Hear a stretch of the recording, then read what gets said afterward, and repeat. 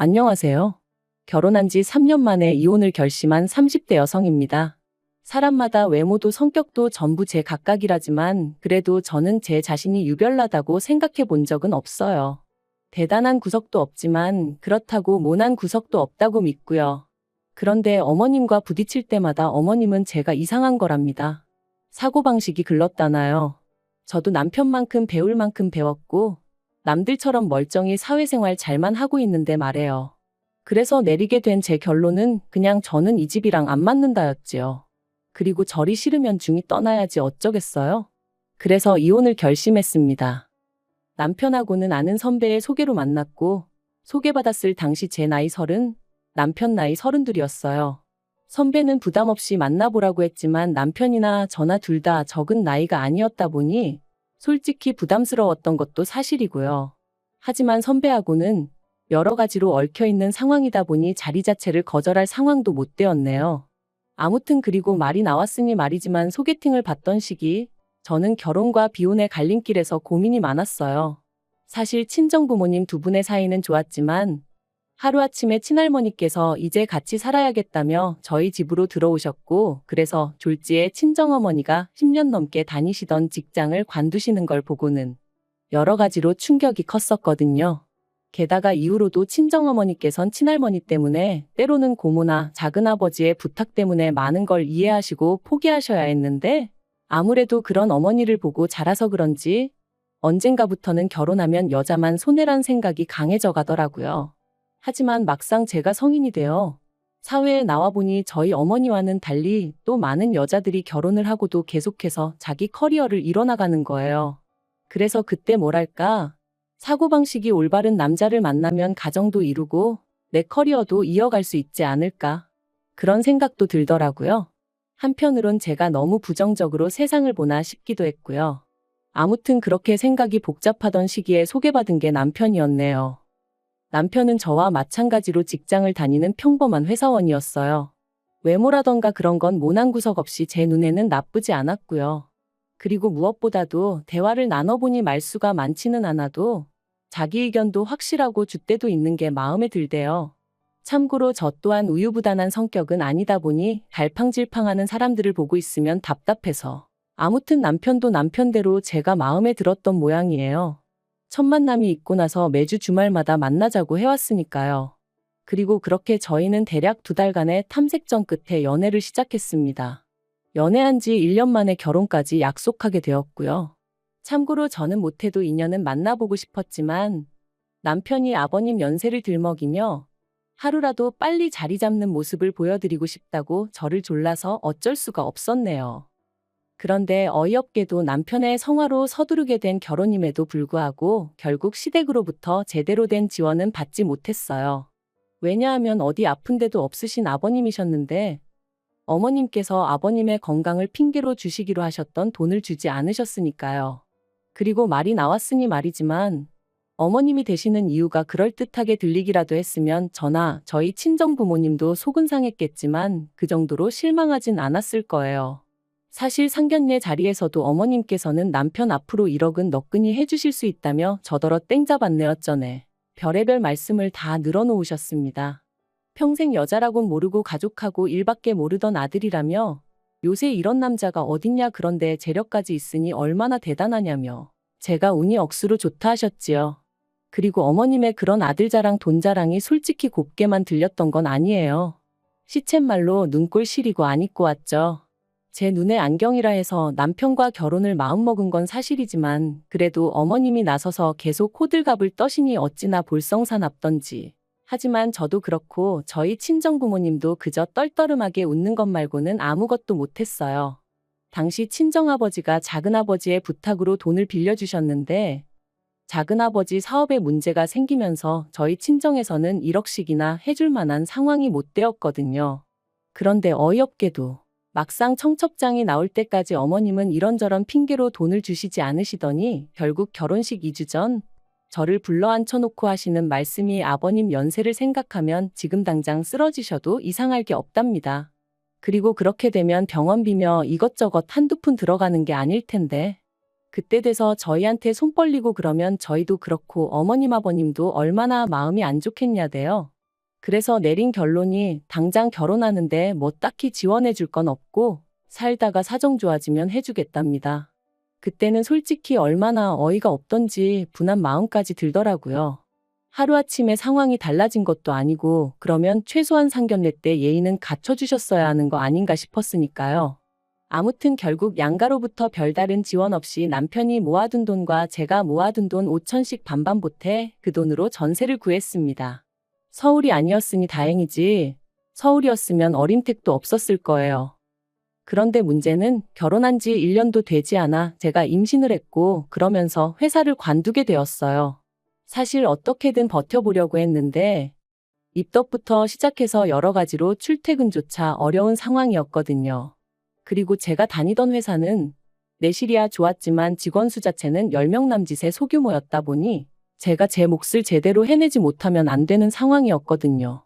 그래서 결국 퇴사를 할 수밖에 없었는데 회사 대표부터 시작해서 같이 일하던 사람들이 더 안타까워하대요. 여담이지만 이때는 그래도 내가 인정받는 사람이긴 했구나 싶어 좀 기쁘기도 하더라고요. 아무튼 그런데 어이없게도 정작 제 퇴사를 알게 되신 어머님께서는 얼마나 노여워하셨는지 몰라요. 그것도 제 회사한테 노여워하신 게 아니라 퇴사를 했다는 사실에 노여워하셨어요. 말씀하시길 제 조건이랄 게 마음에 드는 게 없었지만 그래도 제가 제 밥벌이는 하겠구나 싶어서 허락한 결혼이었다 하시며 그런데 이제 와서 임신했다고 유세 부리냐 어떻게 남편 고생할 건 하나 생각도 안 하고 그거 좀 힘들다고 홀랑 회사를 때려치냐. 너는 그럼 앞으로 내 아들한테 기생해서 살겠다는 거냐? 이거 사기 결혼이다 하시는데 그때 어머님이 하신 말씀은 제가 죽을 때까지도 토시 하나 잊지 못할 것 같아요. 그래도 시간은 흘렀고 저는 눈에 넣어도 아프지 않을 딸아이를 낳았습니다. 솔직히 임신 사실을 확인했을 때부터 어머님은 당연히 제가 아들을 낳을 거라 믿으시는 눈치였지만 저는 아들이고 딸이고 전혀 신경 쓰지 않았어요. 그저 건강한 아이였으면 좋겠다는 거 그리고 굳이 보태자면 남편이 아닌 제 눈을 닮았으면 좋겠다는 정도였지요.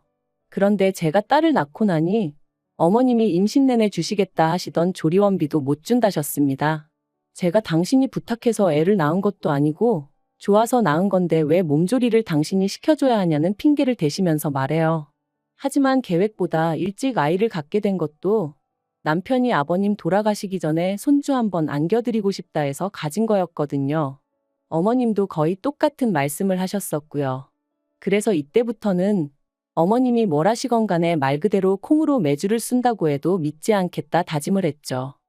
그런데 이런 상황을 알게 된 친정부모님께서 어이없다 하시더니 제 계좌로 500만 원을 보내주셨습니다. 이 돈으로 산후조리원에 가라시면서 말해요. 놀란 제가 이 큰 돈이 어디서 나셨냐 하니까 친정어머니 말씀이 친정아버지가 저 시집갈 때 뭐 하나 못 해준 게 늘 마음에 걸린다며 옆 동네 아파트의 경비로 취직을 하셨다대요. 임신한 제가 걱정하느라 스트레스 받으면 어쩌냐며 저한테는 절대로 말하지 말라셨다면서요. 그 이야기를 듣는데 말 그대로 눈물이 쏟아졌어요.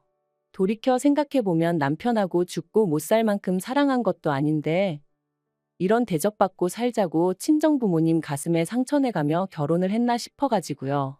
하지만 지난날 후회한다고 뭐가 달라지는 것도 아니고 그냥 그렇게 한 10분을 꺽꺽 울어대며 전화기만 붙들고 있었던 것 같아요. 그런데 황당한 건 친정부모님한테 500을 받았다는 사실을 알고서는 남편이 했던 말이었습니다. 그렇지 않아도 자기도 너무 속상해서 산후조리원비로 어머님하고 크게 다퉜다며 어머님도 미안해하고 계신다더니 한다는 말이 어머님한테 한 번 기회를 드린다 생각하고 산후조리를 어머님한테 해달라고 하면 어떻겠냐대요. 그래서 제가 제정신이냐니까 산후조리를 꼭 집 아닌 다른 장소에 가서 해야 할 필요는 없지 않냐는 거예요. 그리고 덧붙이기를 대신 어머님한테는 산후조리를 도와주시는 거에 대한 감사한 마음으로 200만 원 정도만 드리면 서로 묵은 감정도 풀고 여러모로 좋지 않겠냐는데 아무리 애 아빠라지만 뭐 이런 인간이 다 있나 싶었죠. 그래서 말 그대로 남편한테 네가 사람이냐 그러고는 욕을 퍼부었어요. 산후조리원 일로 남편이고 시댁이고 정이 있는 대로 떨어졌고 이후로 남편과는 애 때문에 산다는 마음으로 살았습니다. 어머님은 저에게 사과 비슷한 말 한마디조차 하신 적도 없으셨고 저를 볼 때마다 애 키우는 게 유세냐, 남들은 돈도 벌고 애도 키우고 다 하더라. 그리고 그럴 때면 저도 언젠가부터 그럼 어머님이 애 봐주실 거냐 따지고 들고. 솔직히 봐주신다고 해도 맡길 생각도 없었지만 봐줄 생각도 없으신 분이 애도 키우고 돈도 벌어오라 타박을 하시니 저도 못할 말이 없더라고요. 그리고 이런 대화가 오갈 때마다 남편은 제 편을 들어주지 않았어요. 저더러 너도 이제 엄마니까 어머님 마음을 좀 이해해드릴 수는 없냐, 그런 식이었죠. 어머님 입장에선 졸지에 외벌이를 하게 된 아들이 얼마나 안쓰러우면 그러시겠냐면서요. 저는 남편이란 사람 하나만 믿고 결혼한 건데, 그리고 제가 일을 안 하고 싶어서 안 하고 있던 것도 아닌데 남편이 계속해서 어머님을 이해하라고만 하니 얼마나 섭섭했는지 모릅니다. 그런데 사람이 죽으란 법은 없다고 그 무렵 생각지도 못한 연락을 한 통 받았어요. 그건 바로 전에 일하던 회사 대표로부터 온 전화였죠. 저더러 어떻게 지내는지 묻더니 혹시 이직했냐대요.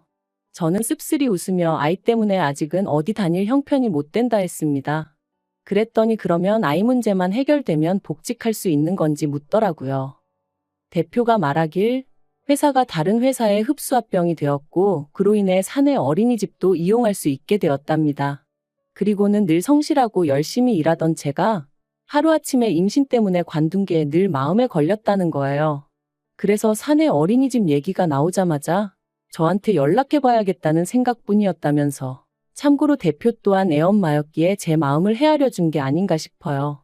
아무튼 그렇게 저는 전 직장으로 하지만 훨씬 더 좋은 연봉과 복지를 보장받고 복직하게 되었습니다. 그리고 그때부턴 매번 네가 빈대냐, 내 아들한테 빨대 꽂았냐, 어쩌냐 하며 막말을 퍼부으시던 어머님도 더는 아무 말도 못하시대요. 남편도 중간에서 제대로 제 편 한번 들어준 적이 없다 보니 말을 아끼는 듯 했고요. 저는 내친김에 남편에게 살림과 아이에게 들어가는 생활비를 제외하곤 전부 다 각자 관리하자 선포했어요. 누군가는 저더러 남편이 외벌이 할 때는 남편한테 생활비 탔어 놓고 너가 돈 벌자마자 태도를 바꾸는 게 말이 되냐 할 수도 있지만 한 번도 생활비 넉넉하게 탔어 본 적 없고 남편한테 돈 타서 쓰는 동안 제대로 된 옷 한 벌 사 입어 본 적 없습니다. 대부분이 식비와 아이 육아에 들어갔기에 저는 떳떳했고 그래서 각출해서 관리하잔 소리도 할 수 있었던 거예요. 그리고 그렇게 생활을 이어간 지 2년째 되던 해 친정어머니의 환갑이셨습니다. 애시당초 남편에게 별 기대도 없었기에 같이 뭘 해야겠다는 계획도 세우지 않았어요. 아니나 다를까 남편도 저한테 장모님 생신인데 뭐 할 거냐 그런 건 묻지도 않았고요. 하긴 자기 부모님 생신도 제가 말해주지 않으면 깜빡깜빡하는 사람이었으니 뭘 기대했다면 기대한 제가 이상한 거였죠. 아무튼 그래서 친정부모님과 여행 가기 일주일 전 남편에게 친정부모님 모시고 일본에 간다 했어요. 친정어머니가 밥이나 한 끼 먹으면 되지 무슨 여행이냐 하셨지만 그래도 온천 여행이라도 한번 시켜드리고 싶은 게 자식된 제 마음이었거든요. 남편은 심드렁한 표정으로 알겠다 했고 잘 다녀오라 한마디 하대요. 말이라도 나도 같이 가야 되는 거 아니냐, 돈은 있냐 묻지도 않았고요. 기대가 없었다고 말은 하지만 왜인지 서운했던 게 사실이에요. 그런데 지난달 초였어요. 어머님이 연락을 해오셔서는 대뜸 친정부모만 부모냐면서 어떻게 네 부모만 데리고 여행을 다녀왔냐 소리를 지르시대요. 그래서 제가 그게 아니라 환갑이시라 겸사겸사 다녀왔다 했습니다. 그리고는 어머님이 혹시 걱정하실까봐 드리는 말씀인데 어머님 아들 돈은 1원 한 푼 쓰지 않았다 했죠. 하지만 어머님께서는 그래도 그건 경우가 아니라며 화를 내셨고 당신 환갑 때는 아무것도 못했다며 하소연을 하셨습니다. 황당한 건 어머님 환갑 때는 제가 이 집 며느리가 아니었는데 말이죠. 어머님은 저희 친정어머니보다 나이가 6살이나 많으셨거든요. 그래서 제가 그러면 칠순 때 챙겨드리겠다 하니까 칠순까지 얼마나 남았는 줄 아느냐며 무조건 지금이라도 지나간 환갑을 챙겨달라셨어요. 어이도 없고 환장하겠더군요. 그렇게 전화로 1시간 10분을 시달린 끝에 알겠다 했습니다. 그런데 곰곰이 생각해보니까 제가 그걸 왜 해드려야 하나 싶더라고요. 그래서 남편한테 여행은 좀 과한 것 같다니까 저더러 알아서 하랍니다. 자기는 어머님 환갑 때 100만 원 해드렸으니까 이 일과는 상관이 없다면서 말이죠. 그리고 강 건너 불구경하듯 말하는 남편의 모습을 보고 있으니 그동안 어머님과 제가 갈등이 있을 때마다 남의 일마냥 먼 산만 보던 남편의 지난 과거들까지 떠오르면서 더더욱 억울하고 분한 마음이 들더라고요. 그래서 저도 이대로는 못 넘어가겠다. 말 그대로 복수를 해야겠다 싶대요.